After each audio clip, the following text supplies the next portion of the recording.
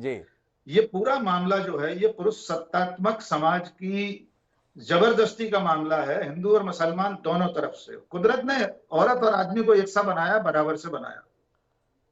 इसलिए अकबर इलाहाबादी ने लिखा कि बेपर्दा नजर आई कल जो चंद बीवियां, अकबर जमी में गैरत कौमी से गड़ गया, जी। पूछा जो मैंने आपका पर्दा वो क्या हुआ, कहने लगी कि अक्ल पे मर्दों की पड़ गया।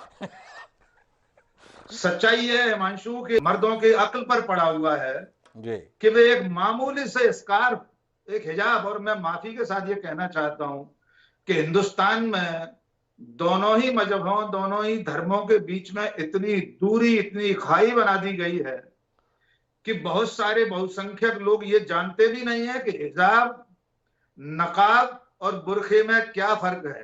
जी। मैंने बहुत तफसील से कल लिखा था कि भाई ये सिर्फ एक स्कार्फ है, ये नकाब नहीं है जिसमें पूरी पहचान छुप जाएगी। जी। फारूकी साहेब, मेरी गुजारिश आपसे ये है कि अपने मुल्क में आप एक जरा नजर डाल दीजिए कि अकलियत की क्या स्थिति हालात हैं, अल्पसंख्यकों के, माइनॉरिटीज के साथ क्या सलूक वहां हो रहा है। तो मेहरबानी करके खुदा के लिए हमारे मुल्क में दखल देने की कोशिश मत कीजिए। आप हमारे दोस्त हैं, खबर नवीस हैं, मैं भी खबर नवीस हूं। मेरी गुजारिश ये है कि हर मुल्क में, दुनिया के हर देश में ये वैश्विक एक लोकाचार है, एक संस्कार है कि जिस देश में जो अल्पसंख्यक हैं, जो अकलियत हैं, जो माइनॉरिटीज हैं, हर सभ्य समाज में बहुसंख्यकों की, मेजॉरिटी की जिम्मेदारी है। वो समाज सभ्य माना जाता है जो समाज अपने अल्पसंख्यकों और माइनॉरिटीज की हर रवायत का, हर रस्म का अदब करता है, उसे मौका देता है, उसको जगह देता है। एक बात जी। बहुत सारी आपके यहाँ वाकयात होते हैं, तो मेहरबानी करके थोड़ा उधर भी ध्यान दे दीजिए। हम चाहेंगे कि दोनों मुल्कों में अपने अपने जो अकलियत हैं, जो अल्पसंख्यक हैं, उनकी चिंता और फिक्र की जाए, उनके सारे हक और हुकूक उन्हें मिलना ही चाहिए। अब मैं आता हूं ड्रेस कोड पर। जी। हिमांशु, बिल्कुल अनुमा ने ठीक कहा कि ये फौज नहीं है, स्कूल है।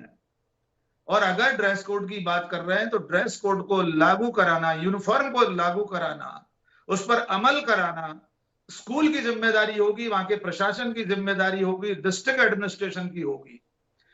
कोई लफंगों का हुजूम एक खास रंग का पटका गले में डालकर एक अकेली लड़की को रोककर ये कहे कि उसे हिजाब नहीं पहनना है, तो ये कानून व्यवस्था का भी सवाल है। यह हक किसी को नहीं दिया जा सकता कि सड़क पर घेर कर कोई किसी से ये कहे कि आप ये हिजाब नहीं पहनेंगे। एक दो मुद्दे और ध्यान दिलाना चाहता हूं कि जो स्कूलों में यूनिफॉर्म और मजहबी पहचान की बात की जा रही है, जी।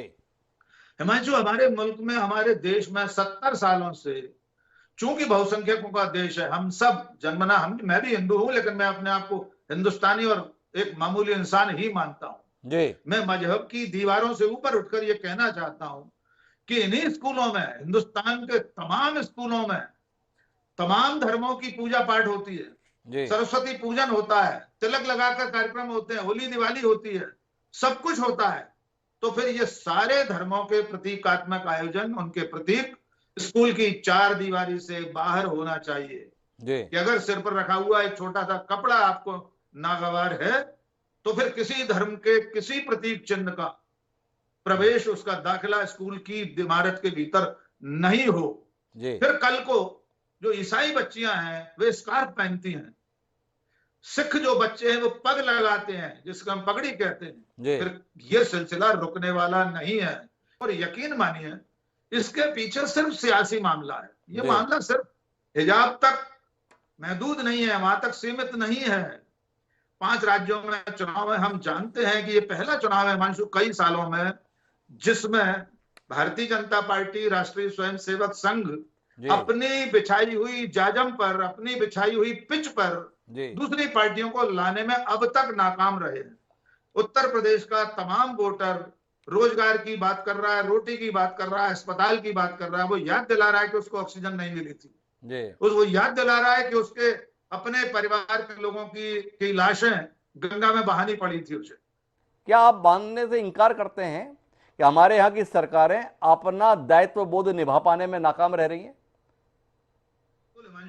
लोकतांत्रिक राष्ट्र राज्य में जो सिस्टम है, कामकाज का जो तौर तरीका, हमारे जो 4 पिलर्स हैं, जो स्तंभ हैं, जी पहली जिम्मेदारी, पहली जवाबदेही सरकारों की है। सरकार को जिसने चुना है, जनता ने चुना है, वेलफेयर स्टेट में, लोक कल्याणकारी राज्य में, उसे ये इंतजामात करने हैं।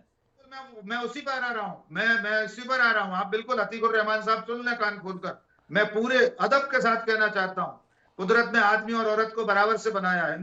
दुनिया का कोई धर्म स्थान, कोई पूजा स्थल, कोई मंदिर, मस्जिद, गुरुद्वारा ऐसा नहीं होना चाहिए। मैं इंसानियत का सिपाही हूं, उस नाते कह रहा हूं कि हर जगह औरत को बराबर से इबादत बराबर करने से का जाने की अनुमति होनी चाहिए, लेकिन